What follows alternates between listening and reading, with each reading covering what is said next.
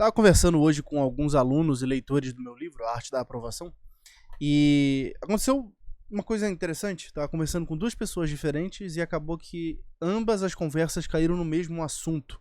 Eu estava falando com o Jafé, e o Jafé estava falando que ele está se sentindo um tanto perdido na vida. Ele está estudando para EAR, Sargento da Aeronáutica, IESA, mas ele não sente que está fazendo alguma coisa que realmente presta, que vale a pena. E logo em seguida eu também estava falando com a Mariana, e a Mariana me mandou essa mensagem aqui, que eu vou ler com vocês. Olha só, a Mariana falou o seguinte: Olá, Matheus, boa tarde. Estou estudando para o Enem e o Nesp para cursar Medicina.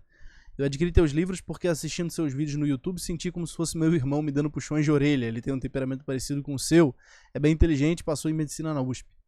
Somente de assistir teus vídeos, senti essa credibilidade que parecia familiar, decidi me arriscar em pegar os livros e, olha, me surpreendi.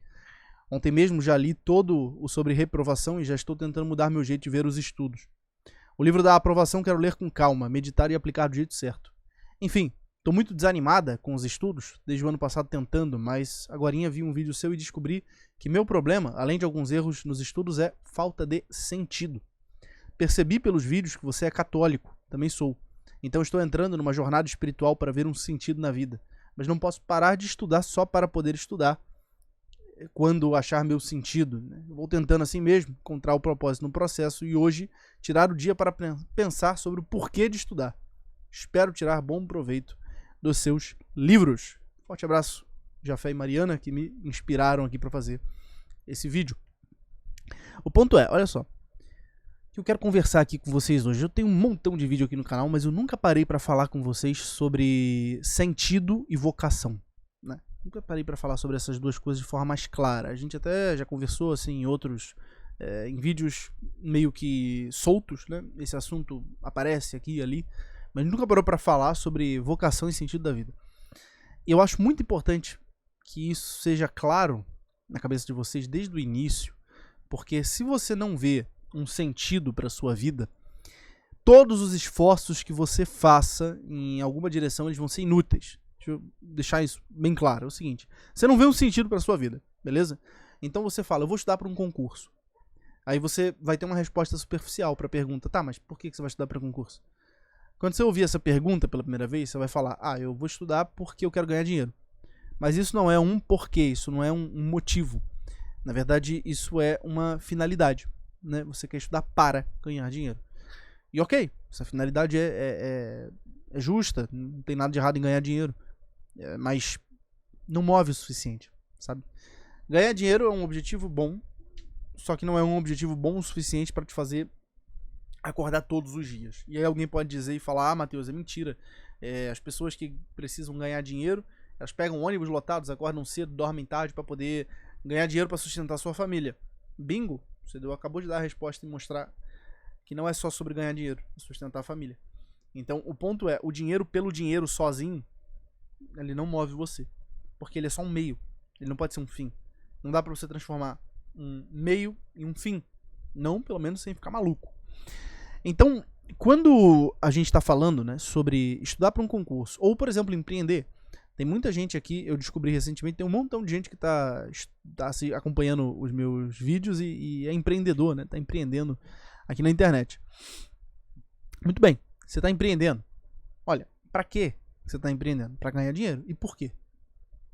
Quando a gente chega no porquê, a grande maioria das pessoas trava. A pessoa fala, cara, eu não tenho a mais mínima ideia do que eu tô fazendo. E eu passei por isso também.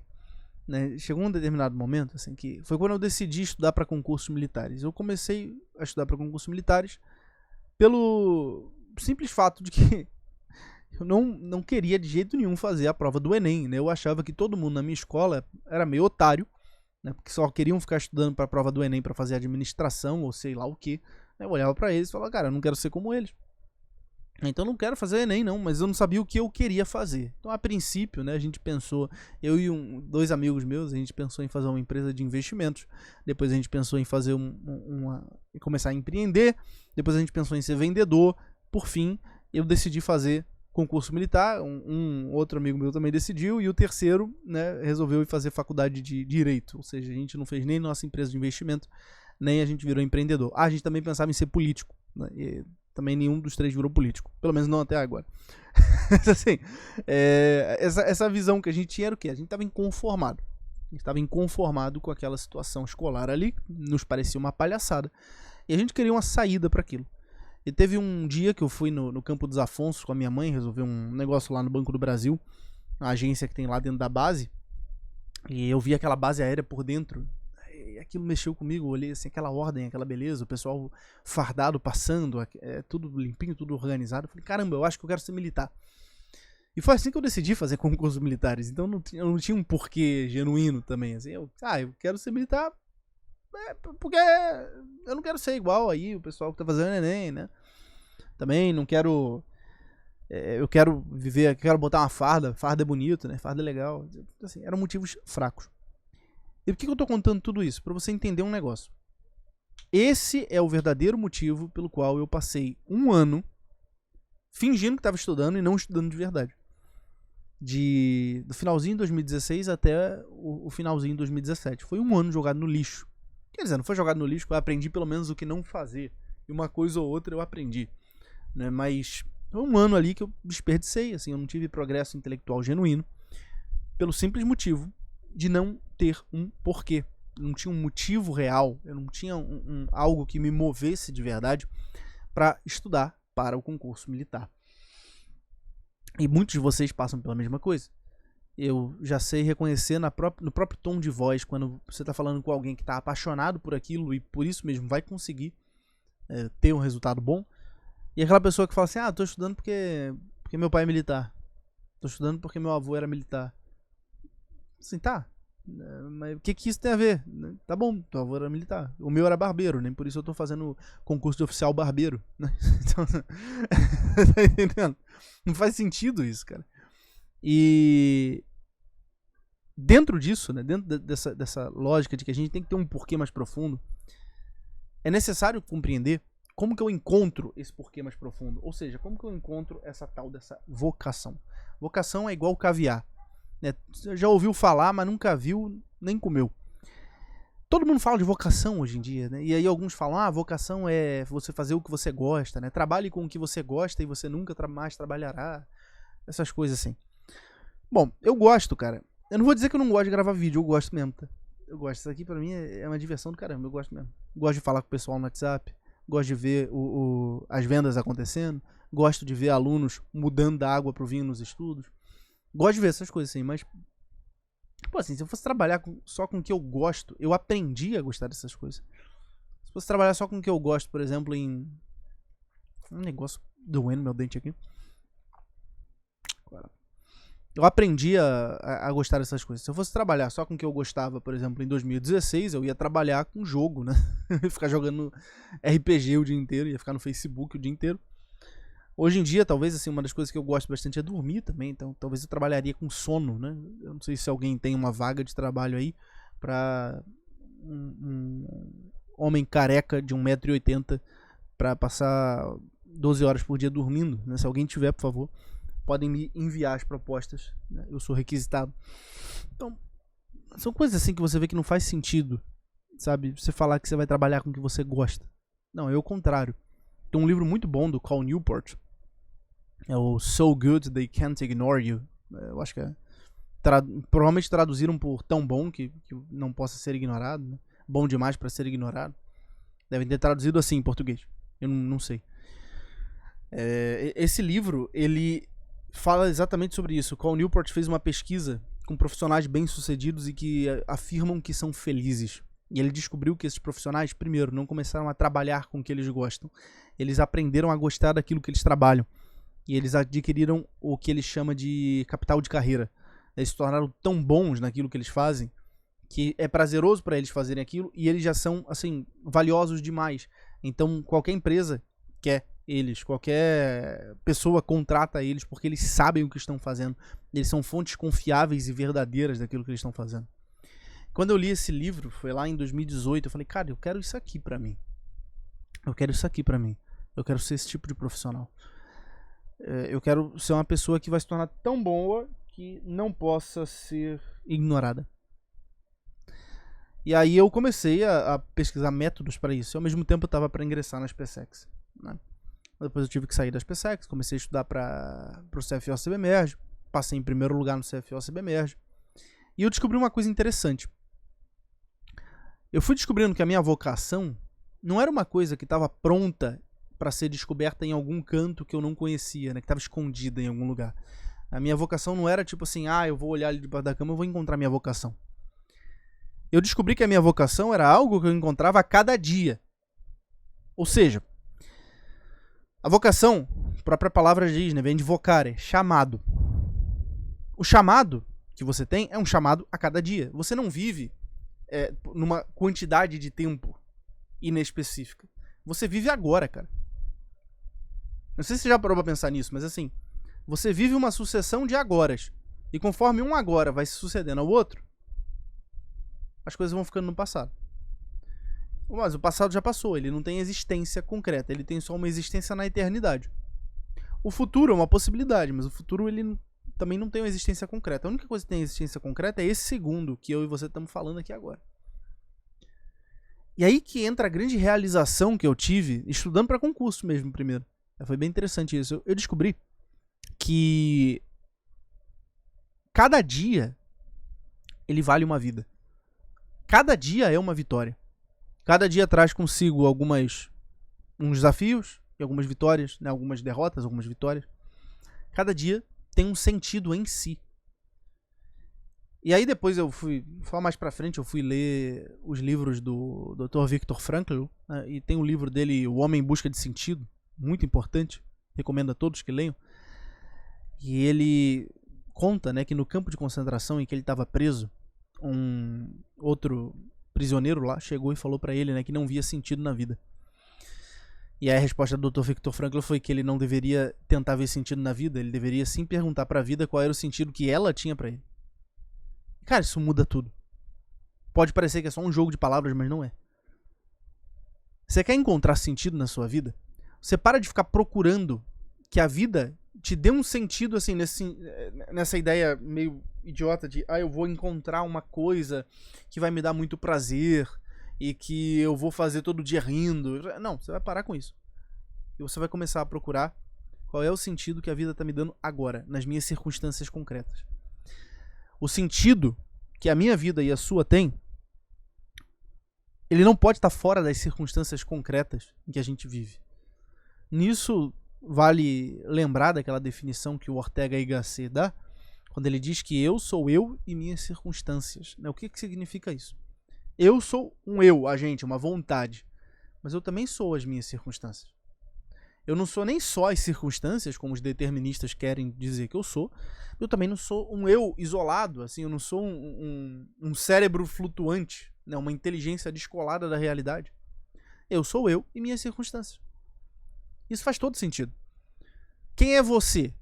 Olha, você é a sua vontade, né? É toda aquela dimensão dos desejos que você tem, as coisas que você deseja alcançar, etc. Mas muito mais do que isso.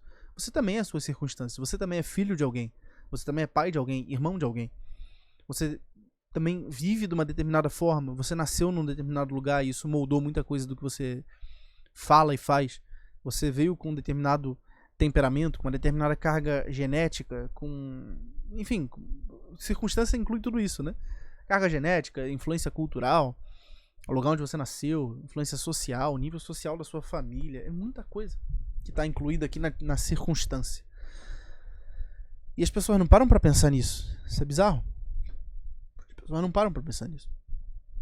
A maioria das pessoas passa a vida inteira tentando encontrar uma coisa que vai te dar muito prazer e que faça muito sentido. Mas não são as coisas que vão poder te dar muito prazer e que vão fazer muito sentido assim por si. É você quem vai, com a sua vontade, atribuir o sentido a elas. Tá entendendo? Vou dar um exemplo aqui, ó. Eu tenho esse tercinho que eu recebi uma vez quando eu vi a biografia do Padre Pio. 10 continhas. E na verdade ele é até bem curioso, né? Porque ele veio com um defeito. Ele tem 9 contas. Ó. Se você contar, ó, tem aqui 1, 2, 3, 4, 5, 6, 7, 8, 9. Tá vendo? Ele tem 9 contas. Ele deveria ser uma dezena, né? Ser uma dezenazinha, pra você poder ter uma dezena de mão pra rezar. Mas ele veio com 9. E ele tá comigo eu mal tiro ele do bolso, da mão, assim, há um tempão. Claro, o terço ele tem um sentido em si, né? É ser rezado. Uma dezenazinha assim no rosário tem um sentido em si, é você rezar uma dezena do rosário. Mas eu atribuí um outro sentido a esse tercinho aqui. Primeiro, eu uso ele para fazer oração mental, oração do coração, oração de Jesus. Segundo, eu uso ele para rezar normalmente o rosário quando estou no carro, né? Porque pegar o terço todo é muito ruim quando você está dirigindo. Agora isso aqui, no dedo, você vai contando, é tranquilo. Aí para não me enrolar, como só tem 9 contas, né, eu começo aqui nessa bolinha de baixo. E o sentido que esse tercinho aqui tem, ele foi atribuído por mim. Eu tenho uma ligação emocional a ele. Eu gosto dele. Eu gosto de tê-lo nas minhas mãos. Eu gosto de saber que eu posso rezar com ele. Quantas coisas na sua vida não tem um sentido emocional também? Você olha assim e fala, nossa, aquela camisa ali eu gosto dela. Eu tenho aquela caneta que eu gosto dela. Eu tenho, enfim. Você tem coisas que você atribui um sentido emocional a elas. E assim como as coisas você pode atribuir um sentido emocional, você tem que notar que as ações também. Certas ações, elas vão ter um sentido atribuído por você. Qual é o sentido que você atribui, por exemplo, ao estudo que você tem que fazer para o seu concurso? Você atribui o sentido de uma coisa chata, penosa, insuportável que você tem que fazer durante um determinado período de tempo porque você quer, depois disso, viver um filme da Disney, né? Você quer viver feliz para sempre, ganhando o seu salário de concursado, funcionário público. Cara, mas que sentido ruim que você tá atribuindo a essa ação, né? É óbvio que você não vai conseguir, tá? Você não vai ser aprovado se você ficar agindo assim, porque é muito ruim. Sustentar uma ação como essa é horrível. Qual é o sentido que você atribui ao seu trabalho? Empreendedores digitais aí. Né? Você vai responder caixinha de pergunta lá no Instagram. Aí você abre o Instagram, já com aquela coisa, que saco. Mais um dia respondendo caixinha, essas perguntas idiotas que as pessoas fazem. Qual o sentido que você atribui ao seu trabalho, né? Você vai pro seu trabalho sempre botando lá, ai, que saco, mais um dia cumprindo esse trabalho inútil para poder receber um salário. E a faculdade, ai, que saco, mais um dia. Tá entendendo? É você quem tá atribuindo esse sentido. E você vai colher as consequências disso, você vai ter o resultado disso. Isso é um dos grandes segredos que as pessoas não param pra notar. Qual é o sentido que você vai decidir atribuir a essas coisas? E mais, o que essa coisa te convida a fazer? Existe uma vocação escondida em cada uma das circunstâncias de vida que a gente passa. Existe uma vocação escondida no trabalho, que é servir e servir bem, com qualidade. Uma vocação escondida na faculdade, que é se formar com o máximo de qualidade para ser o melhor profissional que você pode ser. Uma vocação escondida no empreendedorismo, que é a mesma do trabalho. Empreendedorismo é trabalho, né? É servir bem, servir de verdade. Colocar sua alma, suas habilidades a serviço de outra pessoa que tem necessidade daquilo. Resolver problemas concretos de pessoas concretas. Existe uma vocação na maternidade, na paternidade. Existe uma vocação na relação de filho, uma vocação na relação de irmão, uma vocação na nossa relação com Deus, com a igreja. E assim vai. Então como é que eu descubro o meu sentido? É fugindo da realidade, né? Foi o áudio que eu mandei pra Mariana. Eu falei, não, às vezes tem essa ilusão, assim, eu vou ter que parar tudo pra descobrir o sentido da minha vida. Se você parar tudo aí que você não vai encontrar mesmo. O sentido da tua vida tá no que você tá fazendo bem agora. O sentido da tua vida tá em você fazer bem feito aquilo que tá bem aí. É aquilo que o nosso Senhor Jesus Cristo fala, quando ele diz que quem é fiel no pouco, será fiel no muito. Mas quem não é fiel no pouco, não será fiel no muito. Se você não é fiel no pouco que você tem que fazer, que é estudar pro seu concurso, que é estudar pro seu vestibular, que é cumprir o seu trabalho, que é limpar uma fralda suja, que é cumprir um dever doméstico, enfim. Aquilo que a circunstância te chama, ou seja, a vocação circunstancial. Se você não é fiel nesse pouco, como é que você pretende ser fiel no muito? Você não é fiel no pouco do estudo pro concurso, mas você acha que você vai ser fiel no muito do trabalho lá de servidor que você quer fazer? Você não é fiel no pouco do estudo pro vestibular, mas você acha que você vai ser fiel no muito, que é estudar na faculdade de medicina. Aí depois você não é fiel também na faculdade de medicina, você acha que você vai ser fiel no muito, que é ser um bom médico, uma boa médica, tá entendendo? Uma coisa se liga a outra. A nossa vida não é uma série de eventos soltos no tempo. Ela é uma série de eventos encadeados. Um vai se ligando ao outro, de uma tal forma que a gente tem uma história depois, uma narrativa biográfica. E essa narrativa biográfica, ela tem um sentido, querendo nós ou não. querendo nós ou não. Então você quer encontrar a tua vocação e quer encontrar o sentido da tua vida? Olha, o melhor lugar pra você começar a procurar é bem debaixo do teu nariz. Excelente isso, né?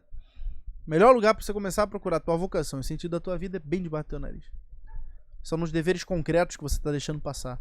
São nas pequenas coisas que você acha que são uma tortura, que é um absurdo. É aquele pai de família que tem lá um filho lindo, uma filha linda, uma esposa, pô, que ama ele, e aí ele acha, ai, que absurdo, que horrível. Eles ficam me enchendo o saco, eu queria só ficar aqui jogando. Você não tá vendo que você tá fugindo do sentido da tua vida, da tua vocação, cara? Imagina você chegar na igreja, e você fala pro padre, pô, padre, eu quero confessar. E o padre fala, ah, que saco, cara, eu queria ficar aqui jogando Free Fire e vem esses caras querendo confessar.